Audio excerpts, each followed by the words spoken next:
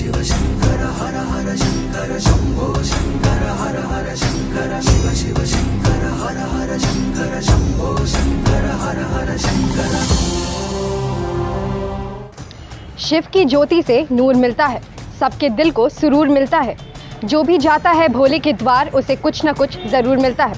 नमस्कार, मैं माधवी चौधरी और स्वागत है आपका लाइव लगातार में। आज शिवरात्रि के मौके पर हम मौजूद हैं तपोवन मंदिर में, जहां पर आप मेरे पीछे देख सकते हैं कि अभी हम मंदिर के मुख्य द्वार पर हैं, जिसे अभी ही कुछ दिन पहले एक नया आकार दिया गया था।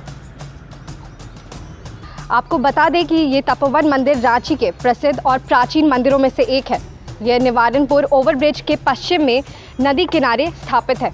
यहाँ पर 1934 ईस्वी में रामनवमी का ध्वज मिलन प्रारंभ हुआ था और तब से लेकर ये परंपरा यहाँ पर चली आती रही है। यहाँ पर रामनवमी के बाद छठी मनाने की भी परंपरा है। चैत्र और सावन महीने में यहाँ शिव के पूजा अर्चना करने वाले भक्तों का आगमन विशेष रूप से होता है। जैसा इसका नाम है, यह नाम के अनुरूप तपोवन में असीम शांति और पावन अनुभव मिलता है। यहाँ पूजा अर्चना करने का भी बहुत सुंदर और शांत वातावरण है।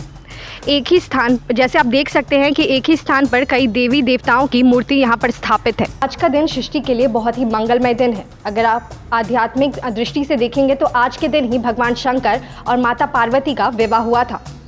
एक तरीके से बोला जाए तो पुरुष और प्रकृति के मिलन से ही इस सृष्टि का निर्माण हुआ था।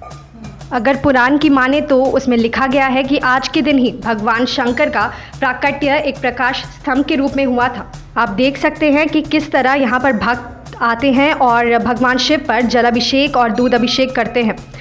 भगवान शंकर जो कि केवल भाव के प्रिय है और वही भाव उनको चाहिए। आप यहाँ पर देख सकते हैं कि जो भी चीज़ें जो भगवान शंकर को अर्पित की गई हैं उन सब का एक अलग महत्व है। जल शांति का प्रतीक है और दूध मन का प्रतीक है। उसके बाद शहद, जिससे हमारे भाव में मिठास आती है। भगवान शंकर स्वयं में प्रेरणा देने वाले योग से लेकर गृहस्थ जीवन का गुण भगवान शंकर के अंदर ही दिखता है। अभी हमारे साथ इस मंदिर के पुजारी बैठे हुए हैं। चलिए उनसे जानते हैं कि किस तरह शिवरात्रि में यहाँ पे भक्तों की भीड़ लगी रहती है और इस तपोवन मंदिर की और क्या विशेषताएं हैं। भक्तों का भीड़ सुबह 4 बजे से ही लग जाता है। जो लोग आते हैं और पूजा भगवान शंकर का और माँ पार्वती का और शिव परिवार का समूल और तपोवन मंदिर में विराजमान भगवान राम जी, जगन्नाथ जी, हनुमान जी, गणपति जी, इन सभी का विशेष पूजन करके लोग अपने अपने घर जाते हैं और अपने अपने मनोकामना की पूर्ति के लिए भगवान से अर्ज करते हैं और भगवान भोलेनाथ उनकी मनोकामना को पूर्ण करते हैं।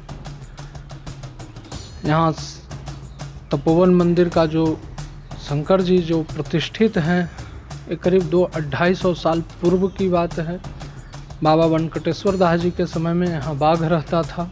जिस समय मंदिर की किसी भी आज जो वर्तमान समय में मंदिर का प्रारूप है वो प्रारूप पूर्व में नहीं था, केवल ये जंगल था और यहाँ है सो बाघ, सिंह, हरिण सभी प्राणी एक साथ एक प्रतिबद्धता में यहाँ रहते थे, जो बाबा राम शरण दास जी के द्वारा पाले गए थे। और सबसे उस समय की बात था कि किसी में हिंसा की प्रवृत्ति नहीं था। जो मंदिर में पशु रहते थे या बाबा थे वो सब एक साथ में रहते थे। बगल में अभी वर्तमान में पंचम सिंह के नाम से जो बंगला है, उस बंगले में अंग्रेज़ों का बंगला हुआ करता था। तो उसमें अंग्रेज़ जब रहे तो यहाँ देखे कि बाघ है तो उस बाघ का वो शिकार किया और बाघ को मार दिए। तो बाबा यहाँ के जो थे वो क्रोधित हुए और बोले कि ये नरभक्षी बाघ नहीं था जिसको आपने मारा, ये हमारे द्वारा पाला हुआ था, आप मार करके इसको आप अपराध किए हैं, इसका दंड आपको मिलना चाहिए। तो जो उस समय का अंग्रेज़ प्रशासक था बोला कि जो अगर आप क्षमा करें, इसके उपाय में हमको कोई उपाय बताएं तो हम उस कार्य को करें। तो फिर बाबा ने कहा कि तब शंकर जी का मंदिर बनवाओ। तो उस समय का अंग्रेज़ प्रशासन काल में इस मंदिर का निर्माण हुआ, जो यथावत अभी भी है। अब समय अनुकूल इसका प्रारूप बदल दिया गया, लेकिन शंकर जी का वर्तमान मंदिर वही है। बाद में मरम्मती का कार्य होते रहता है। तो इस शिवरात्रि में आप रांची के वासियों को क्या संदेश देना चाहते हैं? भगवान शंकर और श्री सीताराम जी महाराज की कृपा से जो ये देश पर करुणा काल की जो विपत्ति आ गई है, उसे भगवान शंकर और सीताराम जी निवारण करें।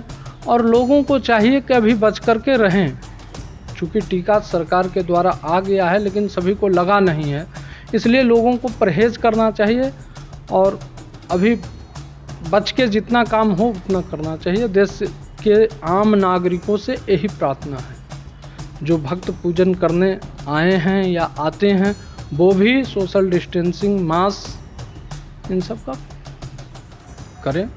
और बाकी ठाकुर जी सभी का जन कल्याण करें, एकदम सब चकाचक भारत का लोग रहें। यहाँ के मंदिर के महंत और मंदिर के तरफ से यहाँ के श्रद्धालुओं को बस एक ही अनुरोध है कि वो सोशल डिस्टेंसिंग का पालन करें, मंदिर में प्रवेश करने से पहले मास्क लगाना ना भूलें। और इसी के साथ मैं आपसे विदा लेती हूँ अपनी सहयोगी पूजा के साथ। मैं माधवी, नमस्कार। न्यूज अपडेट के लिए आप हमारे चैनल को सब्सक्राइब करें। आप हमें फेसबुक और इंस्टाग्राम पर भी फॉलो कर सकते हैं। बने रहे लगातार .in के साथ।